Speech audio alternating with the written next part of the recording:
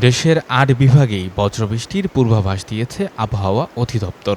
রোববার আবহাওয়া অধিদপ্তরের সন্ধ্যা ৬টার পূর্বাভাসে জানানো হয়েছে, আগামী ২৪ ঘণ্টায় রাজশাহী, রংপুর, ঢাকা, ময়মনসিংহ, খুলনা, বরিশাল, চট্টগ্রাম ও সিলেট বিভাগের দু-এক জায়গায় অস্থায়ী দমকা হাওয়াসহ হালকা থেকে মাঝারি ধরনের বৃষ্টি বা বজ্রসহ বৃষ্টি হতে পারে। সারা দেশে দিন ও রাতের তাপমাত্রা সামান্য বাড়তে পারে। সোমবার সন্ধ্যা ৬টা থেকে পরবর্তী ২৪ ঘণ্টায় চট্টগ্রাম ও সিলেট বিভাগের দু-এক জায়গায় হালকা থেকে মাঝারি ধরনের বৃষ্টি বা বজ্রসহ বৃষ্টি হতে পারে। দেশের অন্যান্য স্থানে আবহাওয়া শুষ্ক থাকতে পারে। এদিনও তাপমাত্রা বাড়তে পারে। মঙ্গলবারও চট্টগ্রাম ও সিলেট বিভাগের কিছু কিছু জায়গায় এবং রংপুর, রাজশাহী, ময়মনসিংহ, ঢাকা, খুলনা ও বরিশাল বিভাগের দু-এক জায়গায় বৃষ্টি বা বজ্রসহ বৃষ্টি হতে পারে। তবে আবহাওয়া অধিদপ্তর জানিয়েছে, চলতি সপ্তাহের শেষ দিকে বৃষ্টিপাতের প্রবণতা বাড়তে পারে এবং তাপমাত্রা কমতে পারে।